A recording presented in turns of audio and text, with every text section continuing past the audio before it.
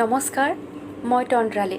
আজি মই আপোনালোকৰ ওচৰত ধুনীয়া চাই ৰেচিপি এটা লৈ আহিছোঁ।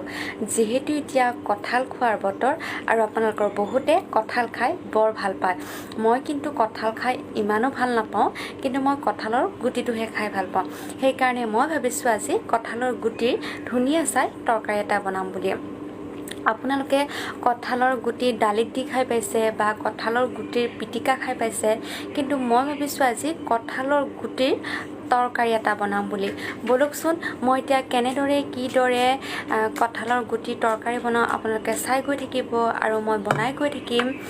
আৰু যদি মোৰ ভিডিঅ'বোৰ চাই আপোনালোকৰ ভাল লাগে তেনেহ'লে লাইক কৰিব, শ্বেয়াৰ কৰিব, কমেণ্ট কৰিব আৰু কিন্তু ছাবস্ক্ৰাইব কৰিবলৈ নাপাহৰিব। কঁঠাল গুটি তৰকাৰী বনাবৰ কাৰণে মোক এইখিনি সামগ্ৰী লাগিব। মই 15টামান কঁঠাল গুটি বাকলি এৰুৱাই বইল কৰি লৈছোঁ। আৰু এফালে লৈছোঁ মই 2টা পিঁয়াজ, আৰু পিঁয়াজকেইটা মই ৰুকি লৈছোঁ।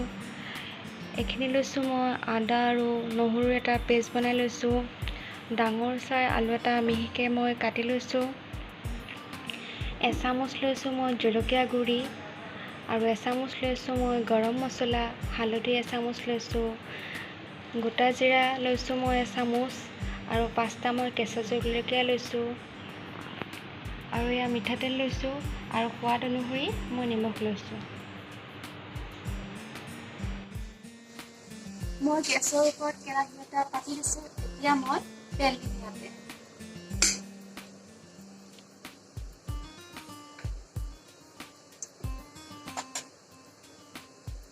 আৰু তেলখিনি গৰম হৈছে, ইয়াতে মই জিৰা দি দিম, গোটা জিৰাখিনি।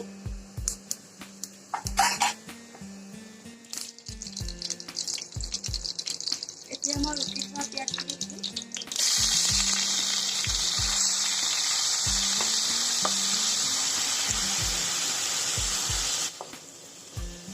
আৰু পিঁয়াজখিনি মই 10 ছেকেণ্ড সময় ফ্ৰাই কৰিম।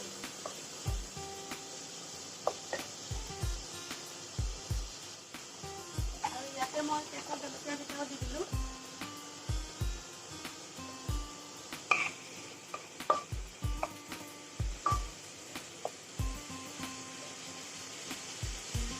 আৰু ইয়াতে মই আদা নহৰু পেষ্টখিনি দি দিলোঁ।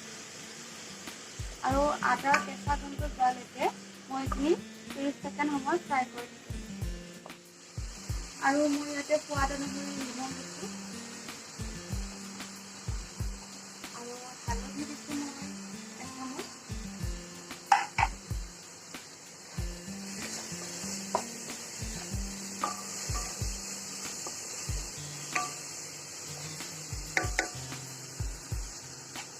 আৰু ইয়াতে মই জলকীয়া দিছোঁ এচামুচ।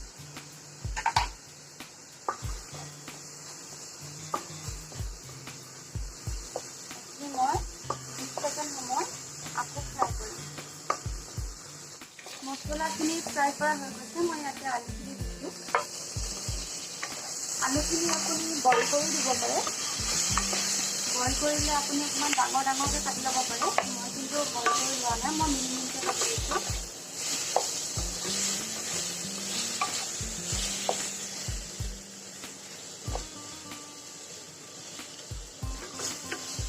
আলুখিনি অকণমান ভজা লাগিলে মই ইয়াতে কঁঠালৰ গুটিকেইটা দি দিম।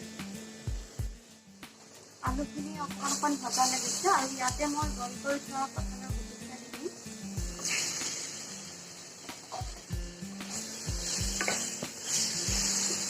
আৰু গোটেইখিনি মই ভালদৰে এখন ফ্ৰাই কৰি ল'ম। আৰু এতিয়া মই ইয়াতে 1 গিলাচ পানী দিম। আৰু পানী দি কেনে মই এইখিনি অকণমান টাইম উতলিব দিম। মানে আলুখিনি সিজিব দিম ভালকৈ। 10 মিনিট টাইম মই উতলিব দিম। এইখিনি উতলিছে, ইয়াতে মই গৰম মছলাখিনি দি দিলোঁ।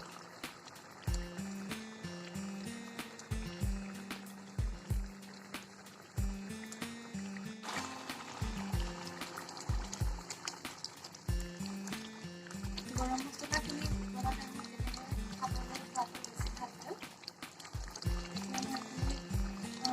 10 মিনিট হৈ গ'ল, আৰু মই 5 মিনিট সময় উতলিবলৈ দিম।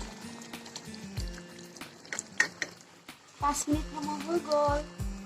কঁঠালৰ তৰকাৰীখন হৈ গ'ল। এতিয়া মই গেছটো অফ কৰি দিম। এয়া হৈছে মোৰ আজিৰ ৰেচিপি কঁঠালৰ গুটিৰ তৰকাৰী। আপোনালোকেও ঘৰতে বনাই চাব পাৰে। খাবলৈ কিন্তু বহুতেই সোৱাদ হয়। যদি মোৰ ভিডিঅ'বোৰ চাই আপোনালোকৰ ভাল লাগে তেনেহ'লে লাইক কৰিব, শ্বেয়াৰ কৰিব, কমেণ্ট কৰিব আৰু ছাবস্ক্ৰাইব কৰিবলৈ নাপাহৰিব।